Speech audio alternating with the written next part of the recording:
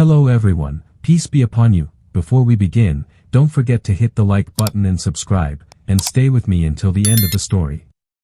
Also, leave a comment telling me which city and country you're watching from. I'd love to see how far my story has reached.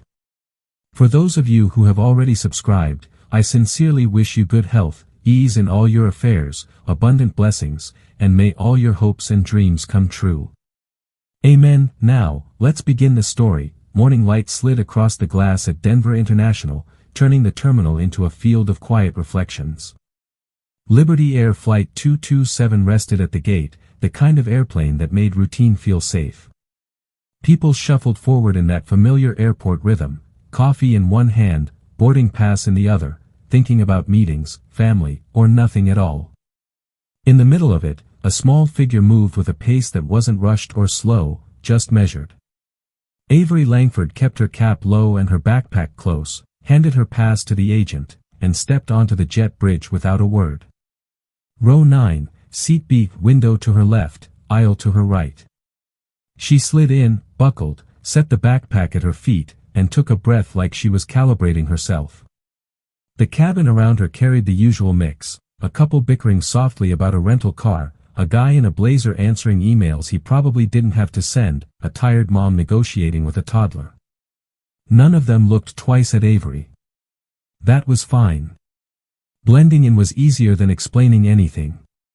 Up front, Captain Daniel Rains ran pre-flight the way he did everything, step by step, no shortcuts. Fuel, hydraulics, flight plan, weather en route to Washington Dulles. All green. Still, he felt that thin edge in his gut that sometimes showed up before the instruments did. Lucas Grant, younger and sharp, called out the checklists with a steady voice and kept his eyes on the screens. Wind smooth. Pushback on schedule. Rains nodded, but his gaze lingered on the comm panel a half-second longer than usual, like he was waiting for a sound that hadn't come yet. The door closed with a hollow thud, and the cabin settled. Natalie Brooks started her safety demo with practiced clarity, smile soft, eyes scanning rows for anyone who needed reassurance. When she passed 9B, Avery offered a small nod. Natalie smiled back, not sure why the kid's stare felt older than it should. Further back, 17A, a man sat like any other business traveler, dark jacket, posture neat, sunglasses pushed up onto his head as if he'd forgotten to put them away. He looked comfortable, maybe a little too interested in the overhead panel, but lots of people were. Planes make people curious. He checked something in his pocket, then folded his hands and stared straight ahead. If anyone noticed him, they forgot him a second later. They pushed from the gate. The low roll of the engines filled the fuselage, the kind of sound that makes conversation drop to a murmur. Avery rested her palms on her thighs and counted the rise and fall of the vibrations out of habit. Routine is pattern. Pattern is truth. The cadence was clean.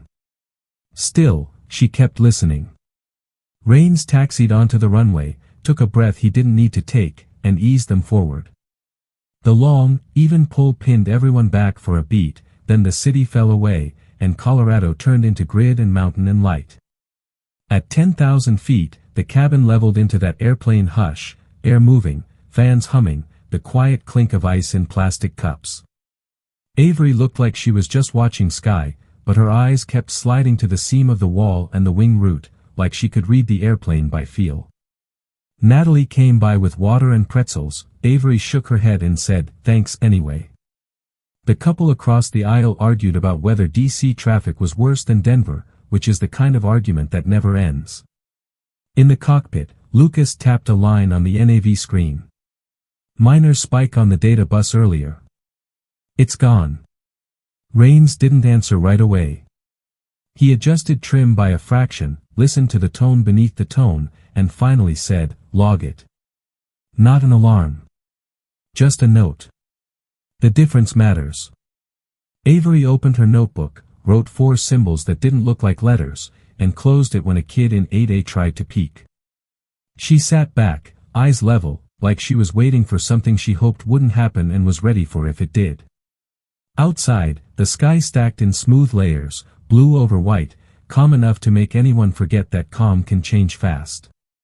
Row 17, the man adjusted the tiny device in his ear like it tickled. His jaw barely moved. He didn't smile. People who smile at nothing get noticed.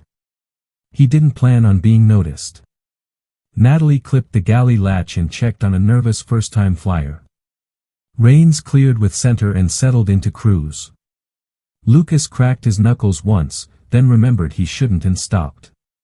The airplane felt normal. It looked normal.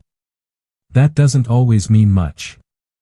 At 32,000 feet, Avery let her fingertips brush the zipper of her backpack and then pulled away, like touching a railing to confirm it's there.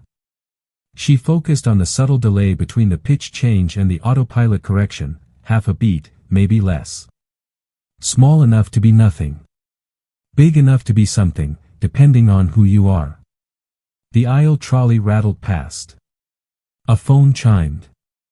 A seatbelt clicked. People breathed in rhythm with the machine around them. Avery watched her reflection faintly ghost across the window and steadied her breathing to match the engine's low thrum. From the front, a voice came over the speakers, Reins, calm and even, welcoming everyone, giving the time to destination, joking lightly about tailwinds. The cabin softened, as if the words themselves lowered shoulders. Avery didn't soften. She looked past her reflection into the bright layer beyond the glass, felt that half beat again, and filed it away. Routine is pattern. Pattern is truth. And when truth shifts, even a little, you pay attention, and Avery did. She kept her eyes on the window while her mind traced that half-beat lag like a pencil following a thin crack in glass. Normal passengers forgot it the second it passed. She didn't. She checked the hum again, counted under her breath, and felt the same delay echo back. Not big. Not nothing. Up front, Reins rolled his shoulders and scanned the panels. Lucas spoke to center, got a routine handoff, and reached for a notepad. A tiny flicker blinked on the comm side, off so fast it could have been glare. Reins leaned in. See that? Lucas nodded but didn't call it. You don't shout, fire, for a hot light bulb. You mark the location and watch it. Natalie guided the trolley down the aisle, calm voice, soft checks. She set a cup on 9BS armrest. Water? Avery shook her head, then changed her mind. Thanks. She touched the cup, not to drink, just to feel the ripples. The surface trembled, then smoothed. She looked down the aisle. 17A sat still, hands folded. His earpiece was almost invisible, he adjusted it with the back of a knuckle as if scratching an itch. Another half beat. Another note in Avery's head. She slid one foot back, nudged her backpack closer, and cracked the zipper a thumb's width. The tablet's edge pressed against fabric. She let it be. No show and tell. Not yet. The PA popped. Static hissed for a second, then died. Reins and Lucas exchanged a look. Lucas ran a comm test across the backup channel. Clean. He logged it anyway. Two things in a row aren't coincidence. They're a line. Avery wrote 3 plain words in the notebook, lag persists check. She didn't glance at 17A this time. Instead, she watched the top of his seat back in the reflection on her window. He tilted his head a fraction, lips barely moving. If he was talking, he wasn't talking to anyone on board. The airplane slid through a thin cloud layer and bumped. Not much. The kind that makes people tighten belts but keep reading. Avery used the bump to cover a small move. She pulled her backpack into her lap and rested her forearms across it, casual, like a kid hugging a pillow. Her thumb found the hidden switch. The tiny device inside hummed against her palm. Low power, passive scan only. She inhaled, held, and let the data scroll in micro flashes behind her eyes. Noise, noise, noise, then a pinprick spike on a frequency she knew too well. Reins felt a twitch in the roll channel, nudged the yoke, and the airplane answered a hair slow. Not unsafe. Not normal. Confirm trim, he said. Lucas checked. Within range. Rains didn't like within range. He liked exact. He trimmed anyway and listened. Natalie stopped at a row where a teenager looked pale. She coached breathing, made a light joke, kept the vibe steady. When she turned, she caught Avery's eyes again. The kid had that locked face, serious, contained. Natalie took one step toward her, then thought better of it and moved on. Some passengers calm you more when you leave them alone. Avery's screen showed a handshake that didn't belong to the flight systems. Short, masked, probing for a door. She closed the pack and set the water cup on the tray to hide her hands. If you're going to move, move once, at the right time. She waded through one more correction cycle and felt that lag swing longer, like a metronome nudged by a finger. In 17A, Damien adjusted his jacket cuff and tapped a fingernail against the armrest twice, pause, once. The pattern meant something to him. It meant, go, to her. The lights dimmed for the cabin mood setting, then came back a notch brighter, as if someone had brushed the switch. A few heads lifted. Then the cabin forgot. The PA clicked again. Rains's voice came smooth. Folks, we may see some light chop as we cross a boundary. Keep your belts on for me. He ended the call, stared at the calm light that should have settled, and watched it throb once like a heartbeat. Lucas said quietly, "That's 3." Avery stood. Natalie turned with a polite, "Ma'am," and then saw the look that said the kid wasn't guessing. Avery spoke low. "I need to speak to the captain." Natalie smiled, the kind of smile you use to redirect. Avery rolled her sleeve just enough to expose a thin metallic inlay near her wrist. It wasn't jewelry. Natalie didn't know what it was, but she knew enough to stop talking. "Stay here," she whispered, and headed forward. As Natalie reached the forward galley, the airplane drifted 2 degrees off track and corrected with a hitch.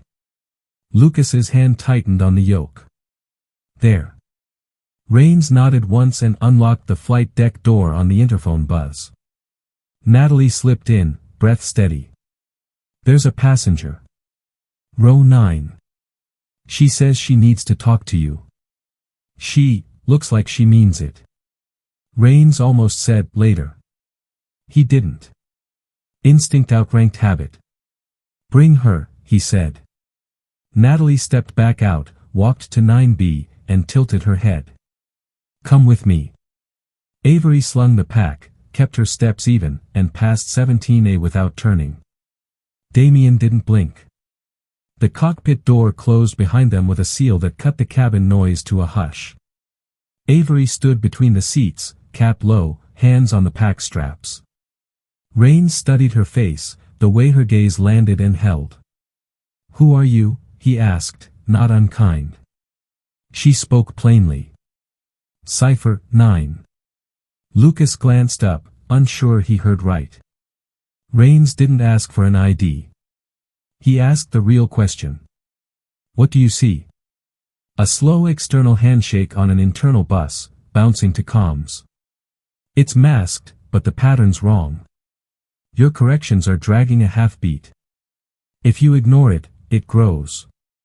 She didn't add the part about 17A. "Not yet. You don't call the play until the snap." Lucas looked at Rains. "We can isolate the channel." Avery shook her head.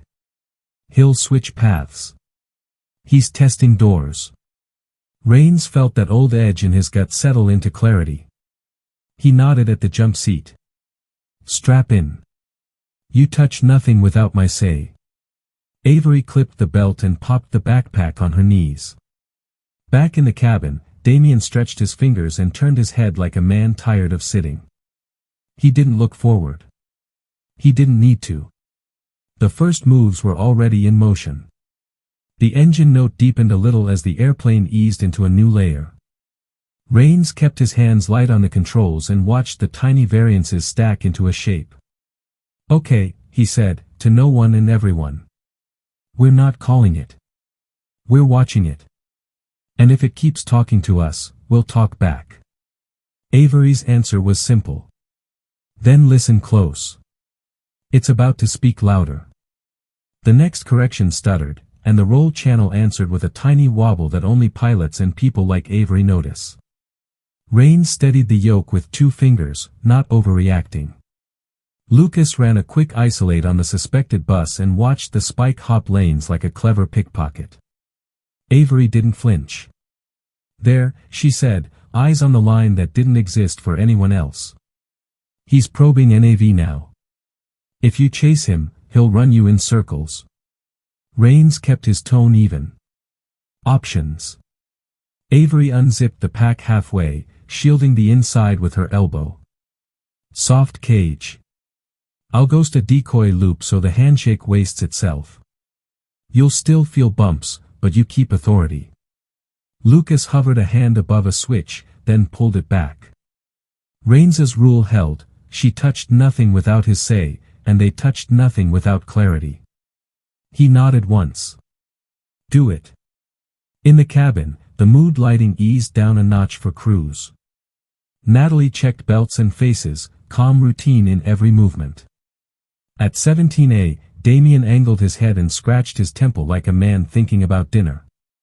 The earpiece nested against his skin. He spoke without moving his lips, the way some people pray. No one prayed to technology, but some treated it like it answered. Avery's fingers moved under the hood of the backpack, small, precise. Decoy up in 3, 2, a subtle click echoed in the cockpit speakers, followed by a brief hiss. The spike chased the ghost like a dog after a laser pointer, darting to a dead end Avery had laid out. Rains felt pressure release by a hair, like a shoestring tightening and then stopping. Partial, she said. He'll know that door's fake in a minute. Lucas eyed the trend. Altitude holds. Heading minor oscillation. Rains nodded. I'll ride it. He trimmed the tiniest amount and let the airplane breathe without fighting it. Fighting the airplane tires you faster than the problem does. Back at 17A, Damien's jaw clenched once. He switched methods, sidestepped to a path that brushed the comm stack and slid toward flight guidance again. Avery felt it before the numbers showed it. He pivoted, she said, voice steady. Not random. He's experienced. She didn't look at Rains when she added, he's on board. Rains didn't ask how she knew. People who know don't list reasons after the clock starts. The PA crackled a little, then came back clean. Lucas frowned. That keeps happening on the handoff. Like he's knocking while we're talking. Rains ran his thumb along the edge of the throttle as if centering himself. Let him knock. We're not opening. A mild burble shook the cabin. You could mistake it for weather if you wanted to.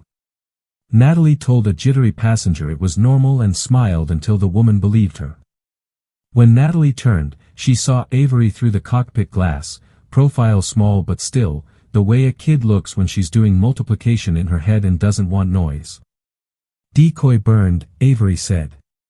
He's not spending energy on tricks anymore. He wants a clean grab. She took a breath. I can jam him, but it's noisy. You'll feel it. Rains answered without drama. Better us than the airplane. He glanced at Lucas. Ready. Lucas's jaw tightened. Ready. Avery counted down again. 3, 2, 1. The jam hit like a faint pressure change in the ears, the kind you yawn through. Rains rode a small kick in pitch, corrected with a wrist turn, and felt control return to normal for a beat and a half. Lucas watched the spike break into snow, then coalesce. He's stubborn, Lucas said. He's good, Avery corrected, not as praise, just as a fact that shaped the next move. The man in 17A tapped the armrest once and smiled at nothing. He moved to failsafes most people don't know exist and brushed the environmental systems like a test balloon. Avery's head tilted a fraction. No, she said quietly, to him and to the airplane. She dragged a thin net across the path and closed it. The cabin lights didn't flicker this time. The air stayed even. Rains kept the airplane straight and let Avery manage the invisible hail. He asked one question, the kind that keeps a crew honest. What's our worst case? Avery didn't sugarcoat it. He gets partial authority over guidance and we play tug-of-war at the wrong time. Lucas swallowed. Approach. Avery nodded once. He'll try to time it. Rains accepted that like he accepted weather. So we shorten his window. He clicked for a new routing vector that kept them honest with ATC but trimmed fat from the leg. They would not be late to their own fight. From the aisle, Natalie keyed the cockpit and asked, casual tone covering concern, if they wanted coffee. Rain said yes because normal is a tool. While she poured, she glanced at 17A again and made a note she couldn't explain. The man never blinked when the cart passed. Avery's device pulsed under her palm. He's shifting to layered input. Multiple small pushes instead of one big one. It's harder to spot because nothing looks dramatic. Rains exhaled through his nose. That's fine. We don't need drama. He let the plane ride and spoke like he was teaching a class. We don't chase. We anticipate. We let him show pace, then we step where he isn't. Copy, Lucas said, and it wasn't a habit. He meant it. The next minute stretched in the way cockpit time stretches, thin, bright, and full of small decisions. Avery threw another soft cage, feinted a false latch, and watched him bite, then back off. Damien pressed an alternate, scraped a different subsystem, found it guarded, and tested the comms again. The airplane remained an airplane, metal, fuel, sky, human hands. Then the knock turned to a shove. The guidance channel twitched hard enough that Rains felt it like a shoulder bump in a crowded hallway. He answered with firm hands and a voice that didn't rise. I have it. Lucas confirmed manually. Avery slid to plan B without debate. I'm isolating and throttling him to a sandbox. You'll get partial chatter. Don't chase the chatter. Noted, Rains said, and didn't. For a brief, odd second, the cabin went almost too quiet, the way rooms feel before a storm turns the door handle. The quiet broke with a baby crying and the clack of an overhead bin latch someone hadn't secured. Normal sounds. Good sounds. Avery saw the sandbox hold. Okay, she said, and the word wasn't victory, it was space. He can still escalate, but he has to work harder. He'll get impatient. Rains flexed his fingers. Impatient people make mistakes. Avery's reply was flat. So do tired ones.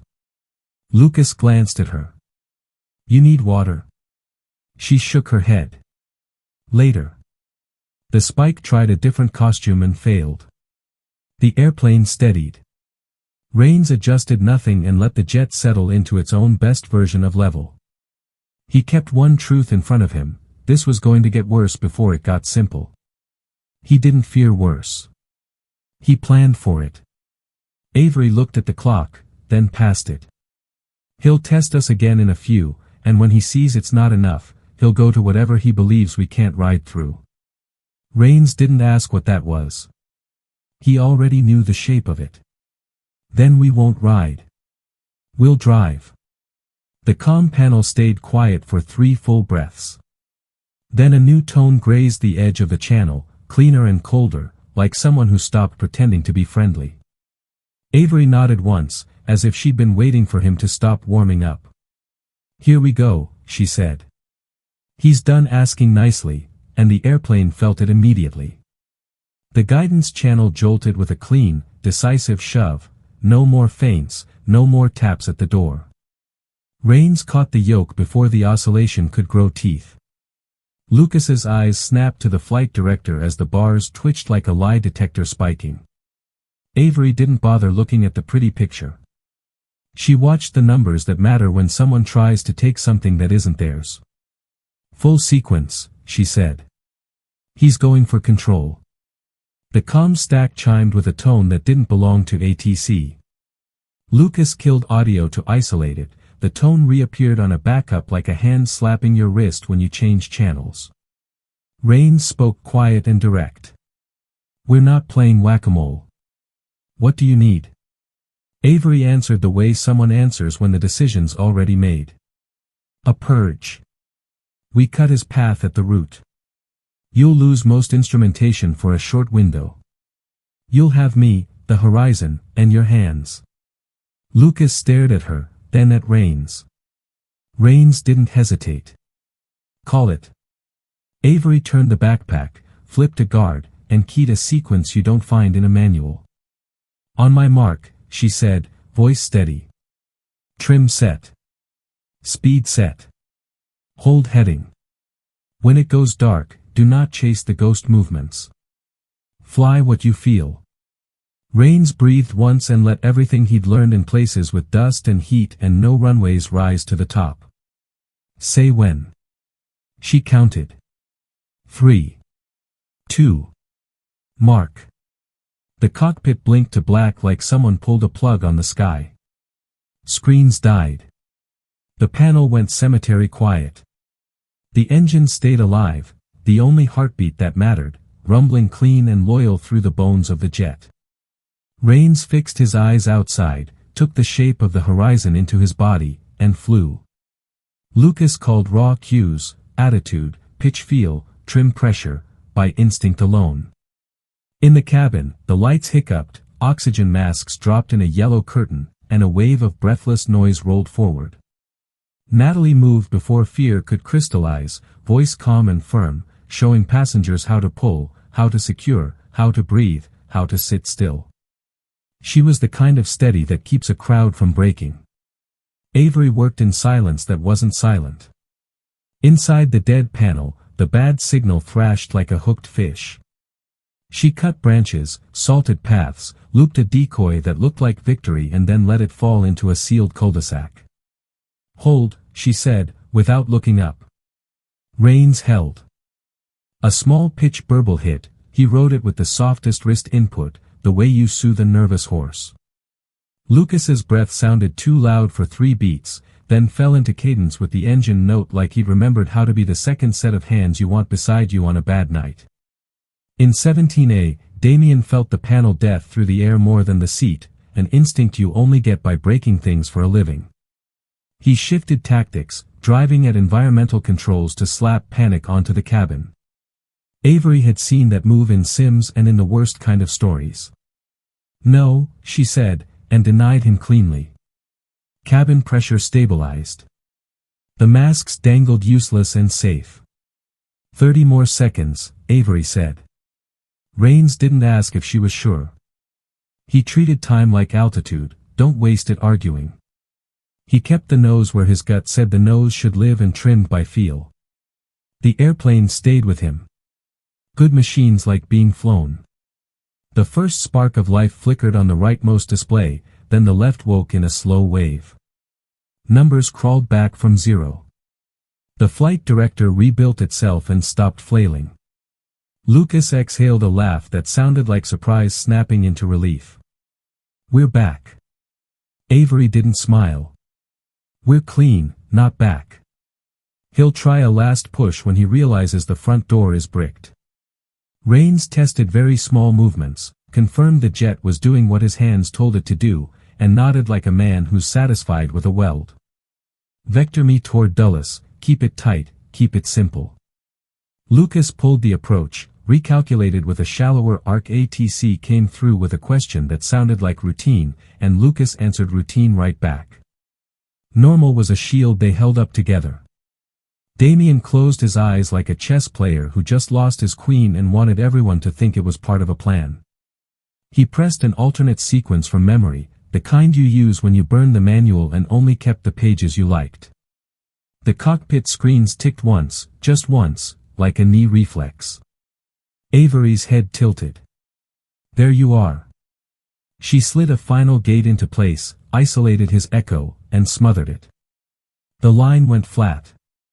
The knock stopped. Autopilot stays off, Rains said. I don't want him riding anything we're not holding. Lucas agreed before the sentence ended.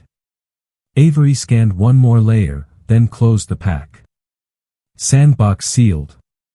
If he tries again, he'll be yelling into a jar. The airplane met a sheet of ragged air and rolled its shoulders. Rains flew straight through it and let the turbulence pass without advertising it to the cabin. Natalie walked the aisle with her hands steady at her sides, told 3 people they were okay, and somehow made all of them believe her. The masks, never needed, swung gently like a reminder of what almost happened. Final approach in 12, Lucas said. Crosswind mild, glide path clear. Rains kept the power where the airplane sounded happiest.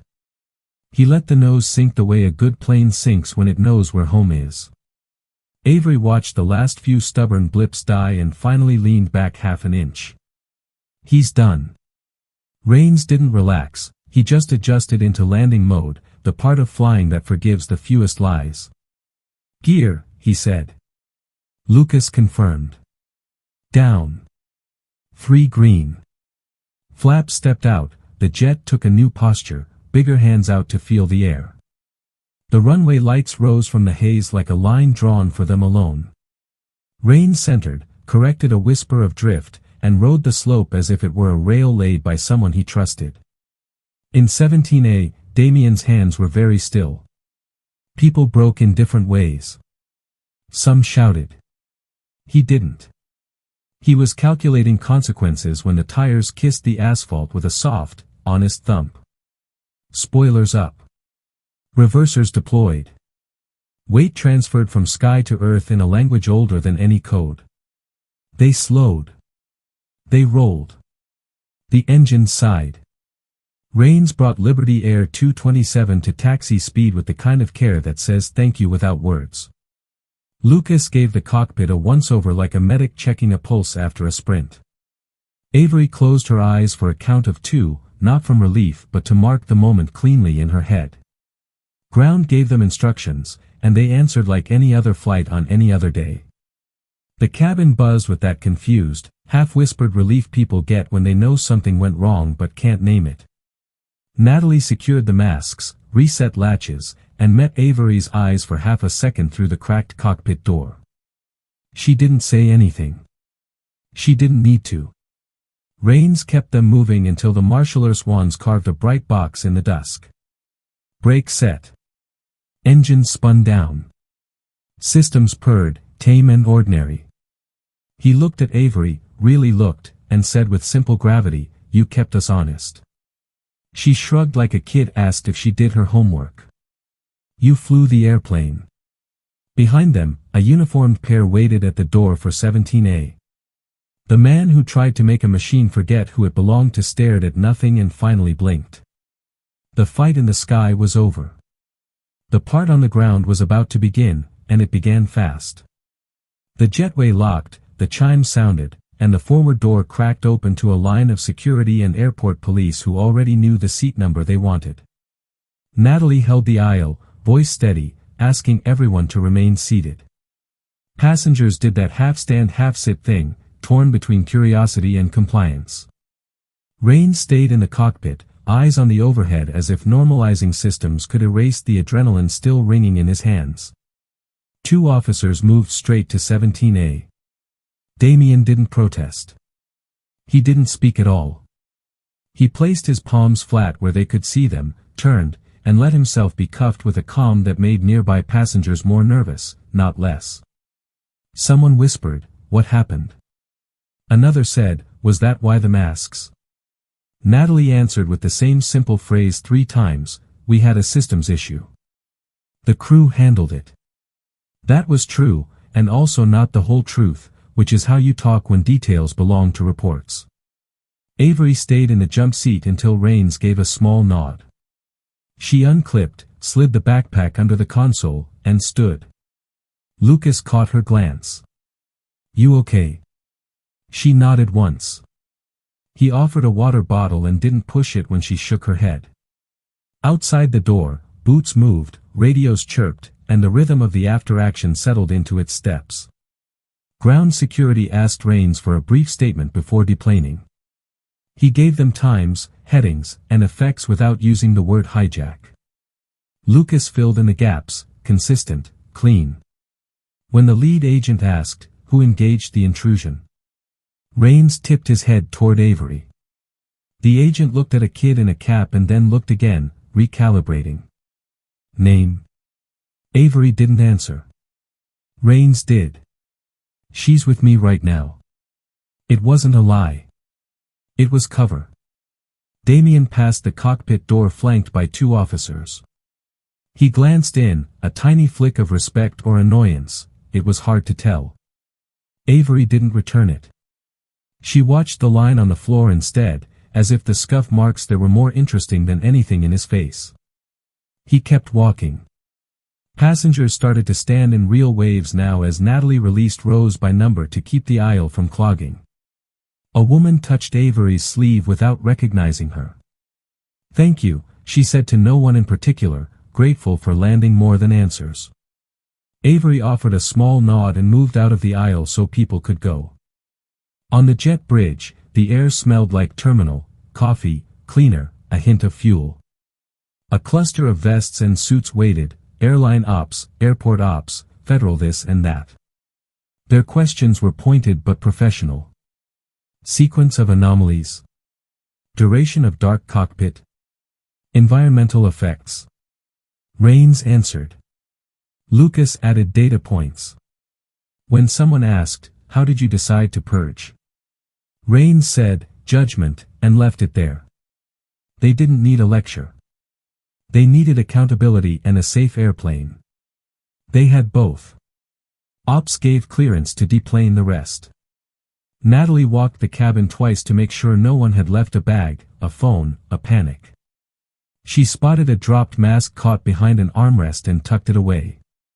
The kid in 8A who had been peeking at Avery earlier gave her a shy thumbs up. She returned it because sometimes that's your job, too. The terminal beyond the door had already sprouted cameras. Word travels faster than luggage. PR wanted a statement. Security wanted silence. The line between the two was a tightrope. Rains chose a third path. He spoke to the cabin first. He stood in the doorway, hat under his arm, and said in a voice that carried, "Thank you for your patience. Our crew encountered a complex systems issue en route. We resolved it and brought you home safe. If you see our flight attendants on the way out, thank them. They kept you calm and kept us focused." The cabin applauded the way people applaud when they want to release something from their chests. When they asked for details, he said, "There's an ongoing investigation. We won't speculate," and stepped aside. He wasn't being difficult. He was being responsible. Lucas stuck close, answered what he could about delays and rebooking, and left the rest alone. An agent with a quiet badge invited Rains and Avery to a room off the concourse. It had water, a table, a recorder, and a clock that ticked too loud. The questions came in sets. What did you detect first? Describe the timeline leading to the purge. Who authorized non-standard actions?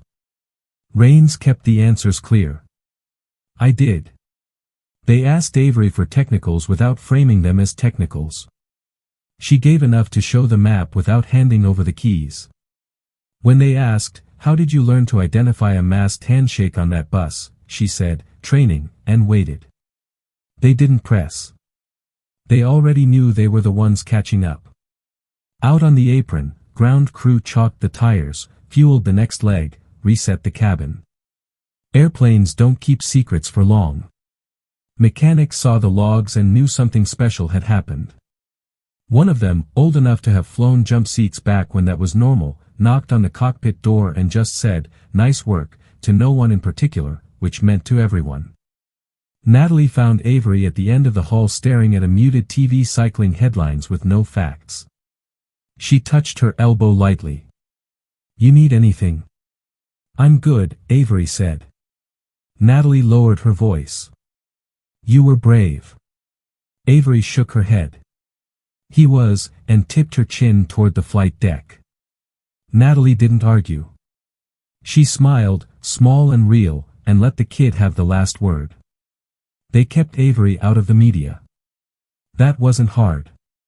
A cap, a backpack, and a short stride can turn anyone into a shadow in a crowd. Raines signed 3 forms, gave one more clean timeline, and finally let himself feel the come down. He looked at his hands. They weren't shaking. Sometimes the shakes come later. Gate agents reopened the door to the world. Passengers filtered into the terminal carrying their stories, each version different by a shade. The lights flickered. The masks fell. The landing was butter. None of them were wrong. They just weren't the whole.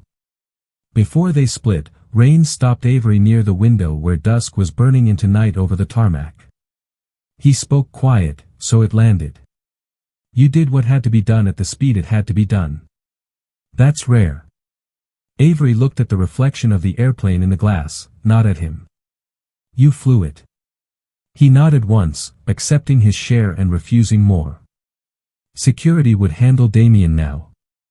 Prosecutors would build a case with logs, code fragments, and the simple truth of a safe arrival. The airline would file reports and schedule briefings. Passengers would go home and have late dinners. Most would sleep hard.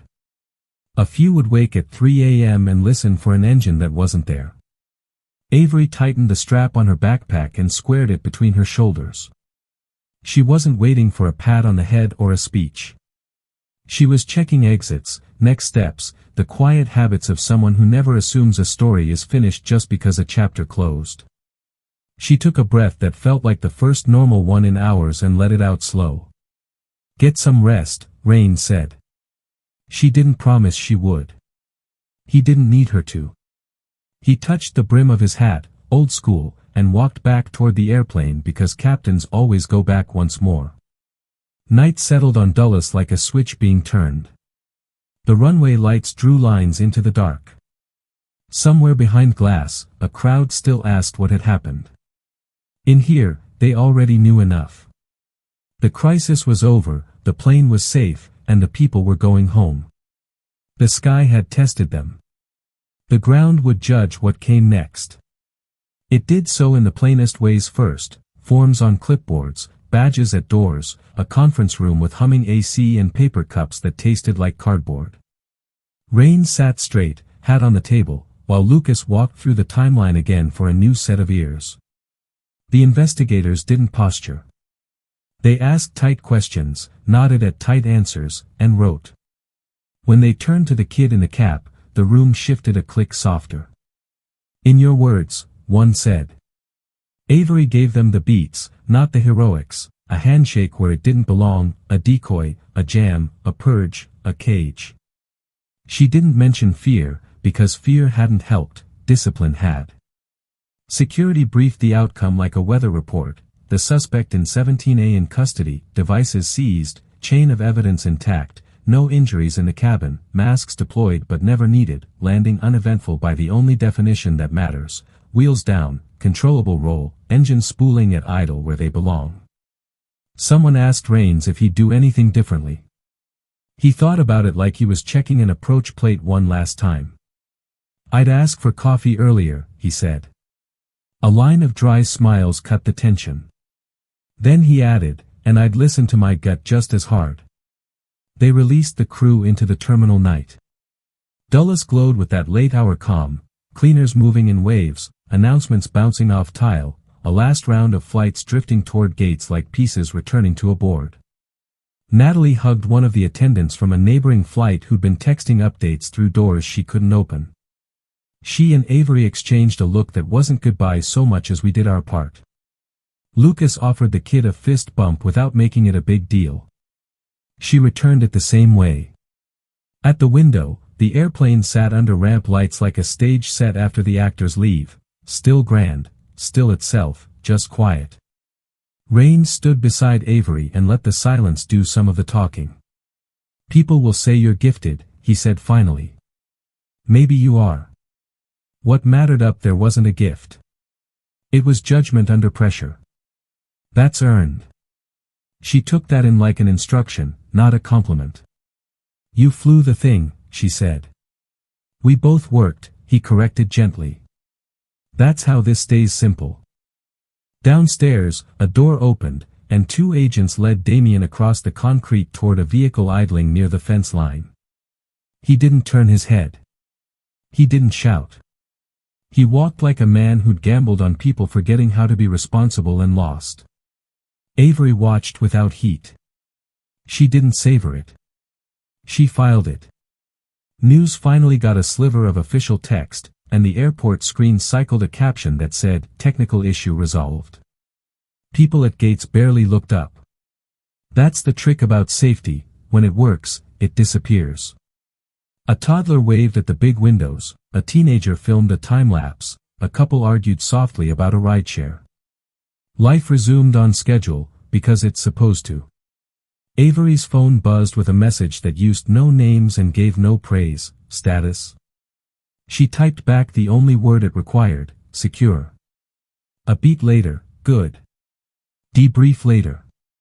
She put the phone away and rolled her shoulders like an athlete cooling down. The backpack sat light between her shoulder blades now, not because it weighed less, but because the decision load had dropped. Rains got the call to release the crew for the night and told Ops he'd be in early to help with paperwork. He turned to Avery. You have a ride? I'm covered, she said. He didn't ask by who. He had the sense to know there were doors he didn't need to open. Then here's what I'll say before you go, he added, voice low. When it gets loud again, and it will, remember, the airplane didn't save us, people did. Keep picking people who do their job. She nodded once, a promise sealed without the word. Natalie stepped over with a paper bag from a closed cafe. She'd sweet-talked the staff for leftovers. Turkey sandwich, she said, as if she were handing over a medal. Avery took it like it mattered, because it did. Food after hard work is a language everyone speaks. They walked together to the exit that leads nowhere special, just the curb where tired travelers become civilians again. The night was cool. A breeze dragged the smell of jet fuel across the drop-off lanes and into the stars. A black sedan glided up without headlights flashing or doors flinging wide. The back window lowered enough for a silhouette to nod. Avery turned to the crew. Thank you. Natalie answered, anytime. Lucas said, stay safe. Rains touched 2 fingers to the brim of his hat and left it there a second longer than custom required. Avery slid in. The door closed with a soft thud that sounded like a period at the end of a long paragraph.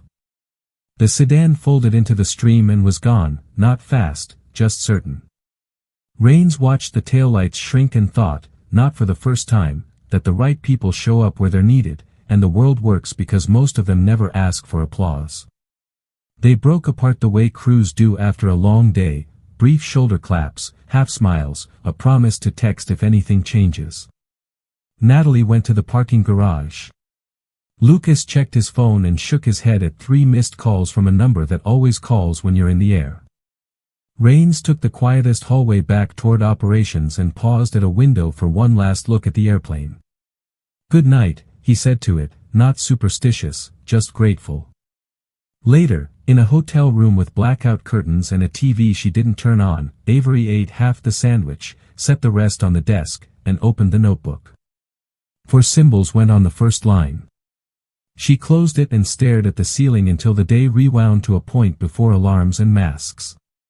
She let herself think of her dad, Marcus in a lab coat, laughing at his own bad joke, and then she set that thought gently back where it belongs, not as ache, but as compass. The ground had judged what came next and found an answer in paperwork, procedure, and the steady hands of people who stayed on task. The sky would ask again someday, skies always do. When it did, a girl in row 9 or row whatever would be listening for the half-beat that says pay attention. And somewhere up front, a captain would roll his shoulders, trust his crew, and fly the airplane. That's not a legend. That's the job. And tonight, in a city of lights and schedules, the job had been done.